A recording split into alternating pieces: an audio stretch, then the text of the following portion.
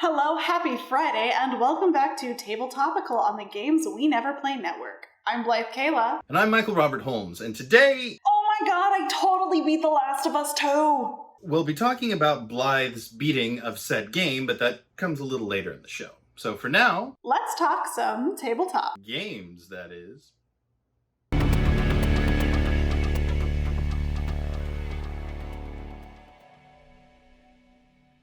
It's refreshing to see that even after almost 50 years since its inception, the world's most popular tabletop role-playing game is willing to change with the times. And no, we're not talking about 6th edition yet, but rather a statement released by Wizards of the Coast regarding how certain races are going to be handled going forward. No longer will these stalwart orcs and drow be default antagonists, and along with a few other changes, which will bring D&D even closer to being a world where players can truly be anything that they want.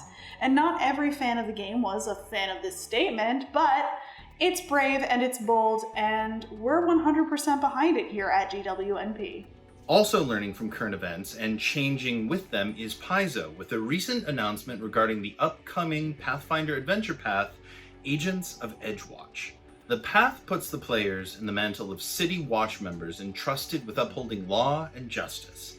Given the immediate events surrounding the death of George Floyd, the publisher has issued a statement acknowledging how charged the concept of a police-based campaign is right now, and is striving to provide players guidance on how to adapt it to focus on social justice and equality. For better or worse, the product is too far along in the production cycle and the campaign is still going out, but the publisher is taking steps to donate to a number of worthwhile charities in the coming months to give help where it's needed. Coming out in September and just in time for Halloween is the latest campaign for D&D, Icewind Dale, Rime of the Frost Maiden. Set in the ubiquitous Forgotten Realms, this adventure will take players on a cold and dark ride. With more than a little tip of the hat to John Carpenter's The Thing and other cosmic horror and tales of things that humankind was not meant to know.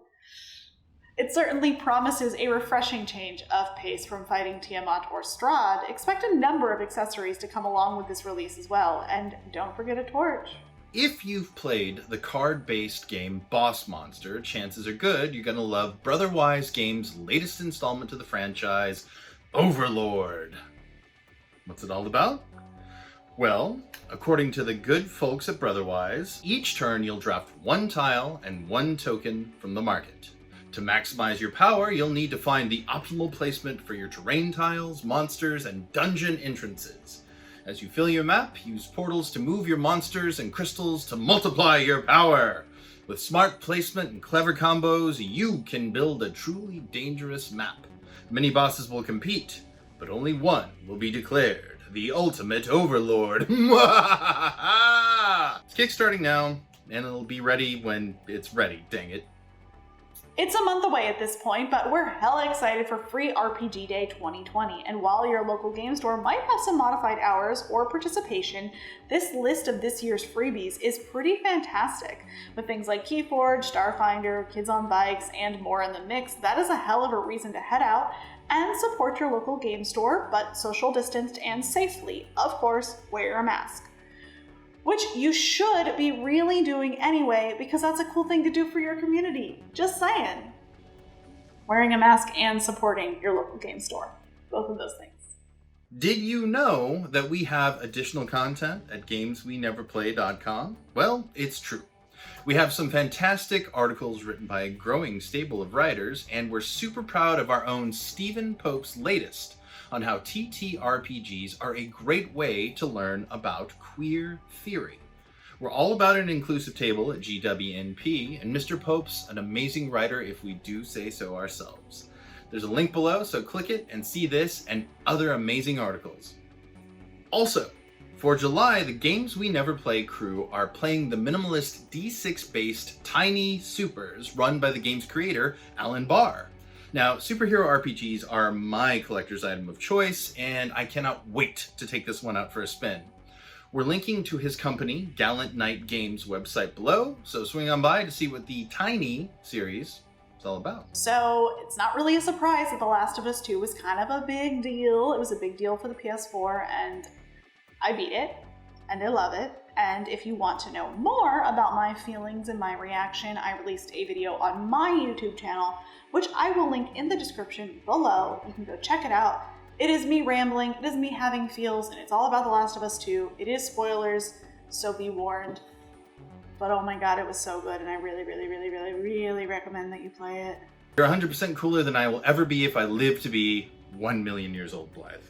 Well, that's just science, Michael. And that's it for this week. You can find us on Instagram and Twitter at GWNP_pod or Facebook at Games We Never Play, and you can even find us on YouTube. Otherwise, how would you be watching this? We also have a Patreon with donation levels as low as $1, which you can find at patreon.com/GWNP. Higher levels come with some even cooler content, so if you can donate, know that we appreciate it and also want to name an NPC after you. The biggest help you can provide, of course, is by subscribing, liking, rating, sharing the podcast, whatever. You can find us on Apple, Spotify, or wherever you download your podcasts. We're not picky. Got a hot news item that you think we should cover? Or a game that you're personally kickstarting and, you want some press? Well, you can hit us up at gamesweneverplay@gmail.com. I'm Michael Robert Holmes, and you can find me on the socials at MRH_3E and at Michael Robert Holmes, but I'm not telling you which ones.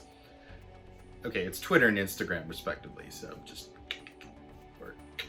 I've been Blythe Kala. You can find me on Twitter and Instagram at Blythe Kala93. You can also now find me on YouTube at just Blythe Kala, the Latinx lesbian. It's great, it's gay, and I'm posting videos. Check them out. Assuming there is a next week, we will see you then. Party on, Blythe. Party on, Michael. And to all of you at home, please remember to wear your masks, stay safe, and be excellent to each other.